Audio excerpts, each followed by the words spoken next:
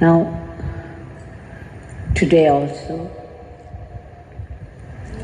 we would go straight to Sannadhi Street house.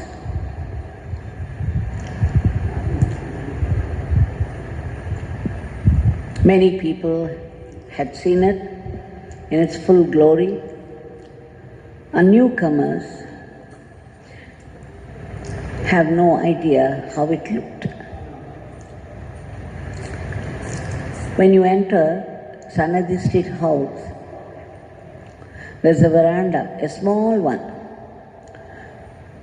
L-shaped, and the long window, the long and wide window, which serves as a wall. You would see the whole window completely filled up with dry malas, so that people could not see inside.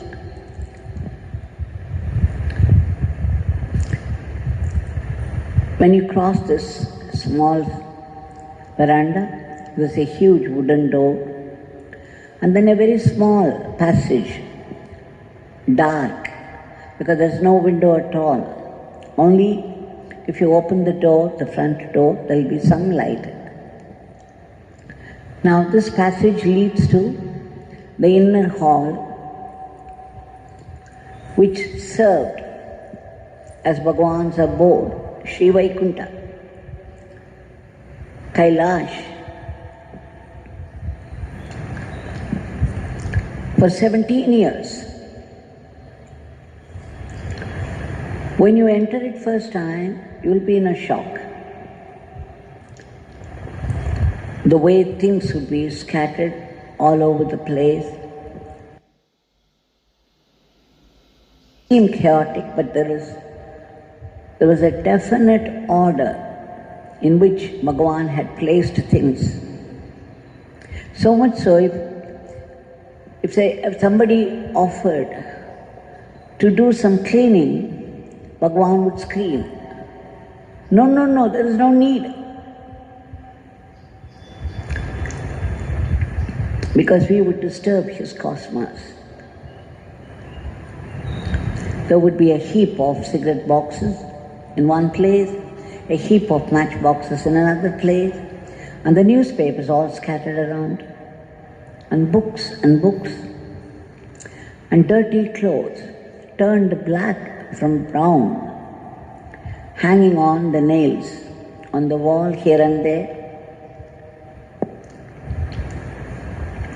And so many odd pieces, like Pandora's box.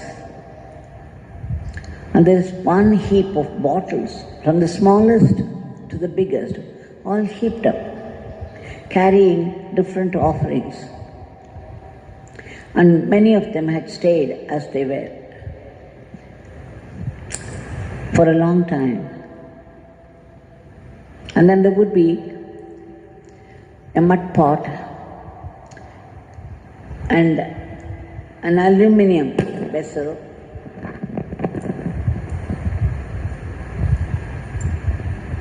over which he would put his coconut shell.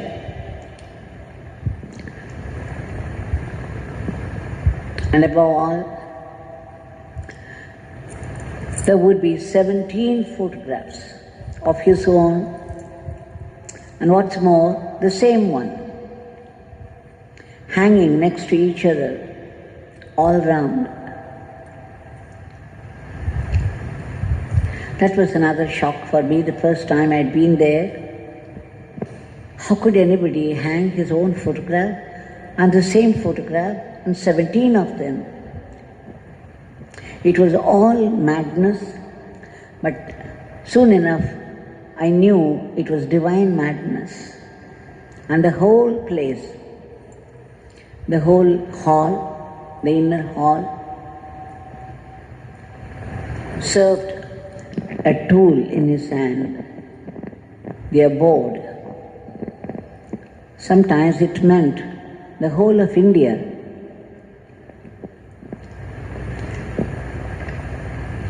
many subtleties. On the walls, on the one corner, you would see huge walls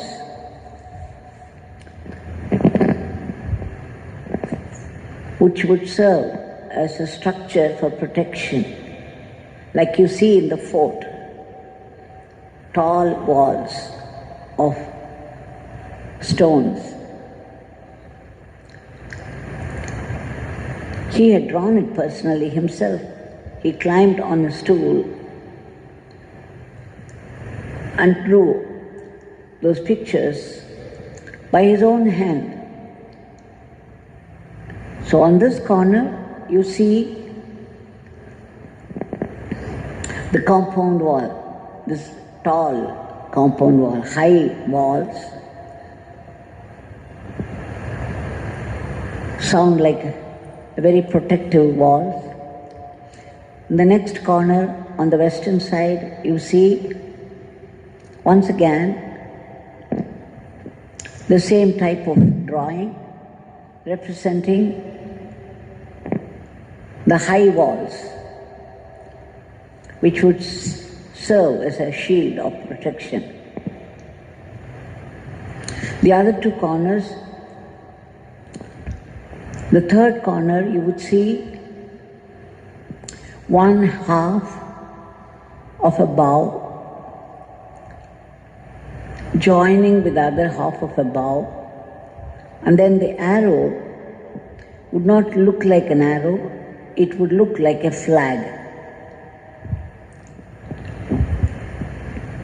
And then the fourth one, waves of blue ocean.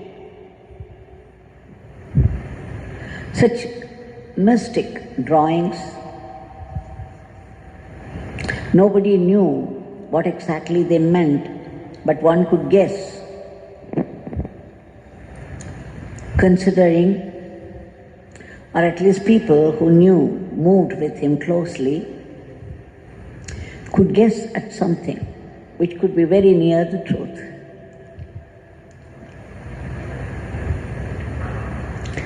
Now, in the beginning, Bhagwan, behind which there are rooms, small rooms, 3 or 4 of them. In the earlier days, people could stay with him, and some friends had stayed in the back rooms. But in the late 80s and into the 90s, Bhagwan began to give darshan only in the small veranda, mostly.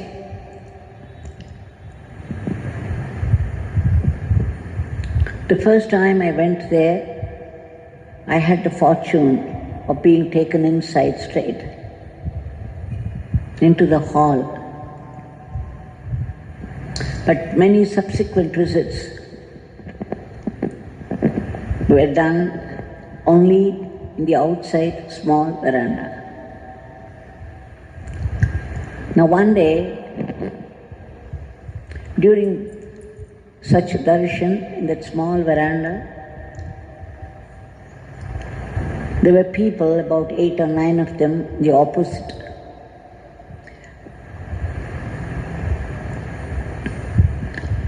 Inside, I forgot to tell you, there used to be small mats, not very small, but mats torn here and there with huge holes, and so exposing the floor beneath. And there would be a lot of dust. He would have spread it there only for the visitors to be seated on that. There were more holes than mat. And then in the next bay, there would be gunny bags rolled, just 2 or 3 of them rolled into a bundle which served as his pillow. And one gunny bag spread on a cloth was his bed.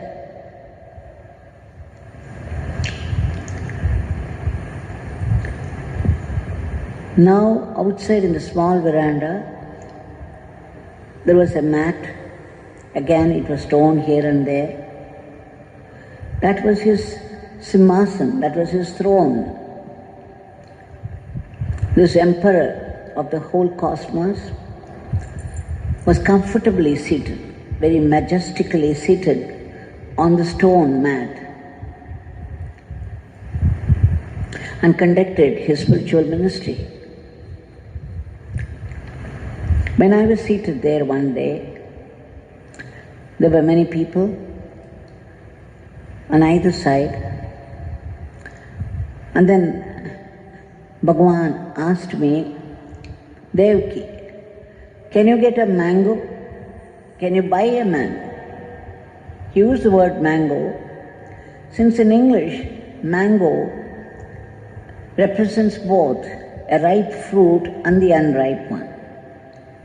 I assumed he meant a ripe mango fruit because he liked eating it. Immediately I rushed out and then looked here and there desperately, walking on and on. Mostly it was running because I knew he would expect us to finish it. You know, there was economy of time and we must do it efficiently. Economy and efficiency. So I was looking here and there, walking very fast, almost running my way, all the time watching the shops, hoping for the sight of a mango, and then ran into the market.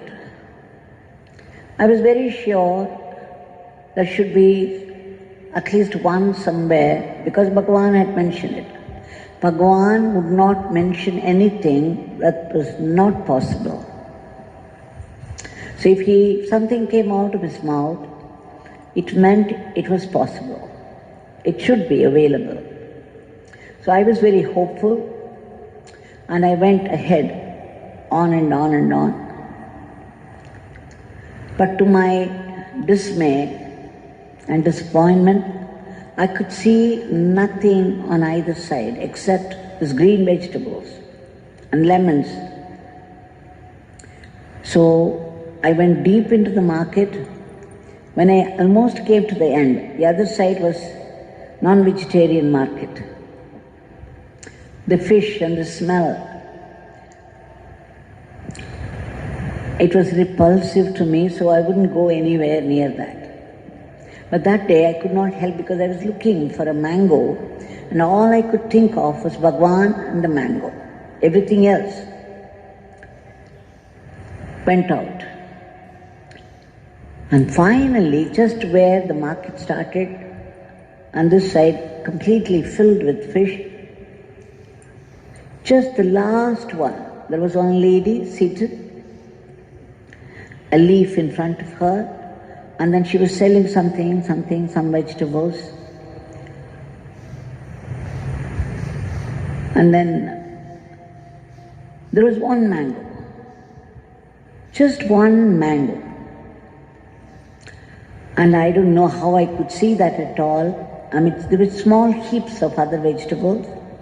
And somehow, because of my running here and there, and my mind was focused on mango, I could see this somehow by his grace, and immediately rushed excitedly and asked her.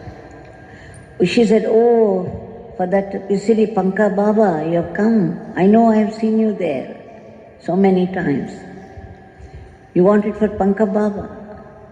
She was very happy that her mango was being sold for the sake of Panka Baba, and so she gave it to me happily, and then I pressed the money into her hand and then ran almost all my way because it was getting late and Bhagwan would become restless. He could not afford waste of time because he said Father's work was heavy. He had no time even to bathe or eat sometimes. In fact, the inside of Sannadhi Street house sometimes looked like the dumping ground. And he would say, "Oh, it's an ocean. How could this beggar search for anything at all here?" And then he would say, "Oh, this beggar cannot put things in order. He has no time." So he had no time. He could not afford to wait for me. And he had told me that every moment his father's work was getting done through him. So I ran, and panting for breath, I entered and promptly placed the mango in front of him. Bhagwan was happy to see the mango, though it looked very green and unripe. So he took it in his hand. Oh, you managed to find one? Yes, by your grace. Okay, you go and sit. And then he took it in his hand, and then he looked at it. He scrutinized it from this side, that side, rolled it a few times. There was a smile on his lips. It was this smile that I was waiting, hoping all the time for, because this smile was my Brahmananda, the final bliss. I sought no other Ananda except this approval, the smile of approval on his face. If he was happy and satisfied, what more do we want in life? We lived only for that. So when I saw him smile, it made my day, and my life's purpose was fulfilled. I felt very happy, and then just before I left, he called me with one finger and dropped it into my hand and said, Devaki, you make chutney of this and bring it for this beggar. So I understood it was unripe. In any case, he was happy with it, so I was happy with it too. And then in the afternoon, I made some chapatis for him, fluffy chapatis with mango chutney. And I was praying all the time that it should be tasty and that he should be able to take it. It should not become a punishment for him. And with the prayer, I entered and then prostrated before him and then kept it. He gave a beaming smile. Oh, you have brought mango chutney. And then he took the coconut shell, put the chapatis there and the chutney. He ate it with relish, or so it seemed to me. So this is one thing, because for me, he was giving me test after test after test, many of them. He would test my resourcefulness, he would test my intelligence, he would test my intent behind my actions. He would see how efficiently I would be able to do a thing, so many things. Another time again, he called me, there were many people again, and then he said, he gave me 2 rupees from his pocket and said, Devaki, go and buy something which this beggar can take. He did not say anything, mango, nothing was specified. Just 2 rupees. Now it was a great responsibility with me. And then I started to pray, chant his name, desperately went out. Now what to buy? That he could eat. And then I looked here and there for 2 rupees, something that he would take, and sometimes he would share it with people around also, in which case there should be something at least left for him. So the first thing that I saw was the juice of the grass. But I thought, okay, he had had enough of it in his wandering days, when he had nothing at all to eat. I believe sometimes he would pull out the grass from the ground and then grind it with 2 stones and make a ball and eat it to appease his hunger. Because sometimes 2 or 3 days he wouldn't get anything at all to eat or drink. So my eyes filled up. When I thought of it, I told myself, okay, this would be the last item. He had had enough of this before. And then I was looking for a ripe mango again because he liked it so much. But then, unfortunately, nowhere could I see it.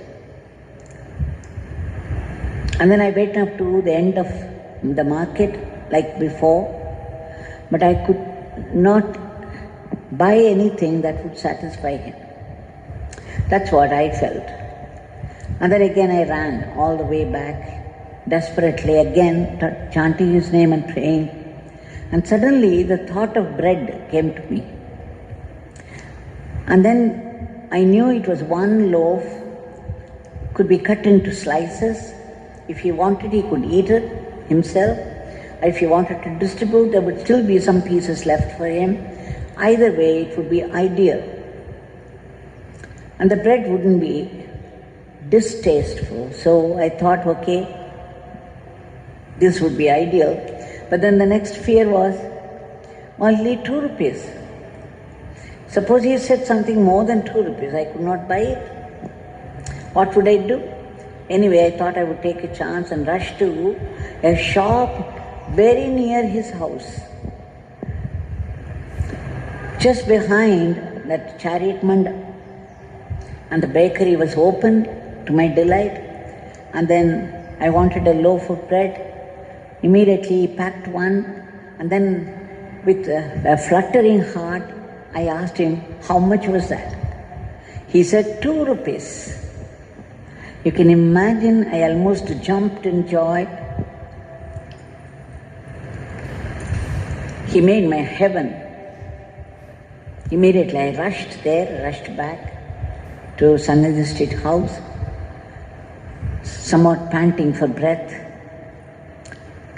And then inside, I kept it before him and looked up at him.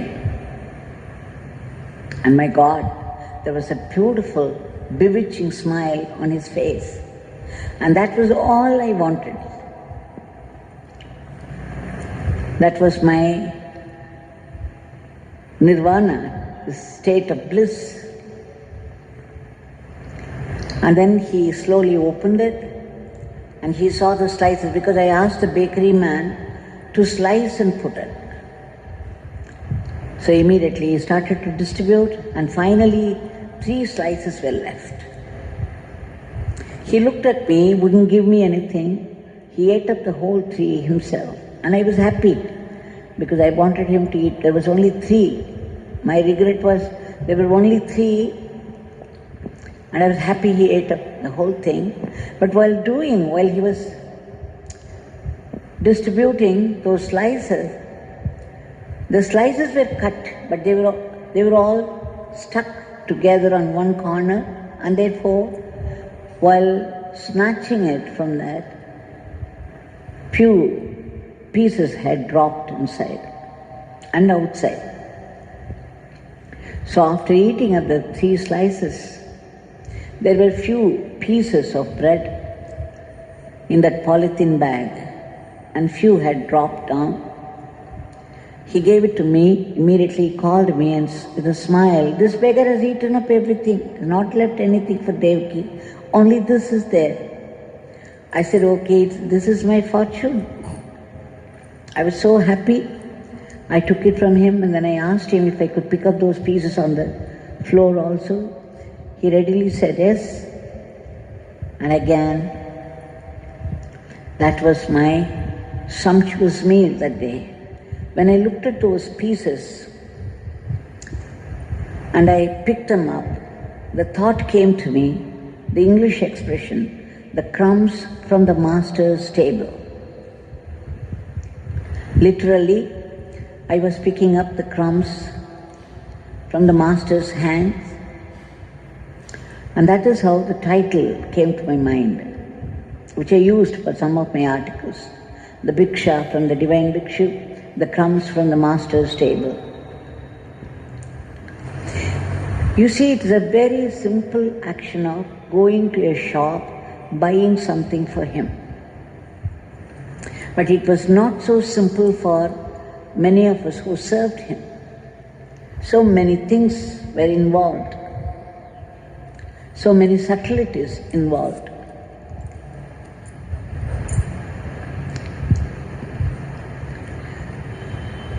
So, when I described every detail of this,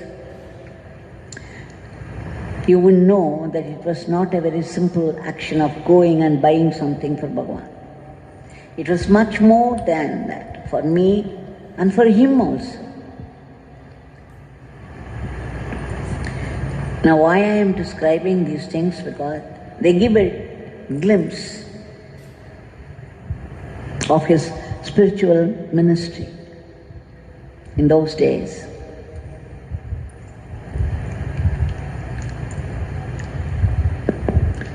Not only these pieces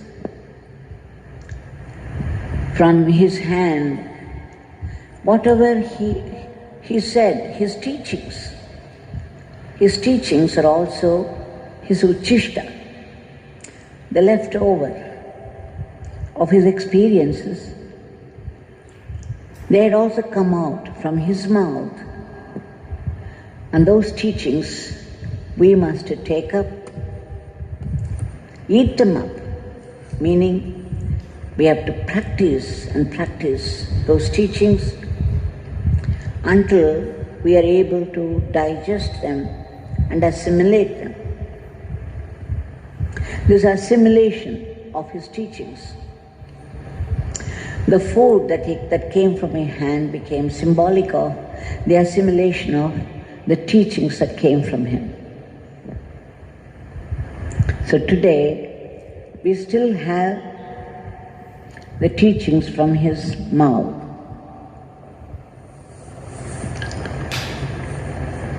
That anybody could still pick up and practice and make it their own.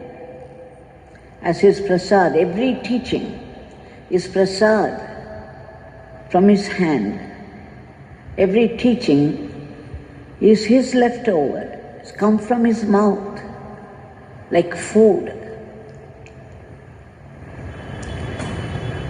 This emperor of the cosmos, for all his cosmic work, was seated on a very simple mat, which was dusty because there was nobody to sweep the room, nor would he let them. It's all by his own will. And he was wearing dirty clothes, which must have been white once upon a time, turned brown, and then from brown to black. I remember a writer, a famous writer who had come there, a lady writer had come there once when I happened to be there. I remember a piece of conversation between the two of them. He was saying, "Why would you come like this, rushing to have darshan of this beggar, this dirty beggar, dirty sinner? What made you come here to this beggar? What has he to give you? This beggar has nothing to give you. This beggar has only dirt. Just see how dirty this beggar is." Immediately, pat came the reply from the writer. She said, "Swami, give me a little of your dirt. That would be my fortune. I want just a little of your dirt." And then Bhagwan went into thunderous laughter. He laughed and laughed and laughed for 5 minutes, 5 full minutes. And I felt the whole world laughed with him. The flowers blossomed and the waves rose high in the ocean.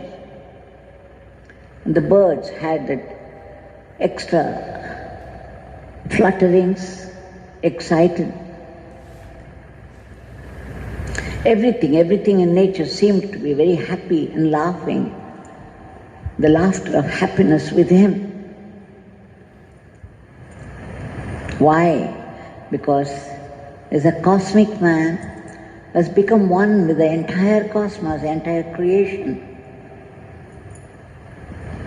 There's a very beautiful story about Shukamuni, Shukadev, the son of Vyasa.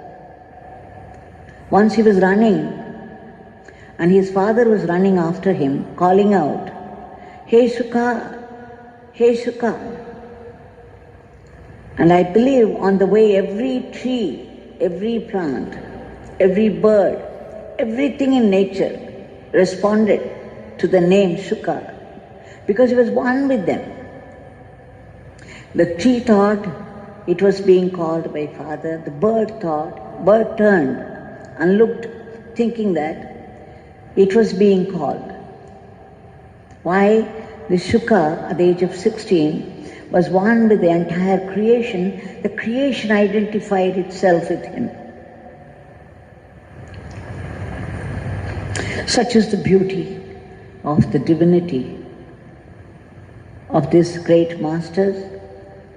And this Bhagwan is here right in front of us, with the same smile on his lips and hand raised in benediction. And there's a constant flow of grace for all who choose to seek it.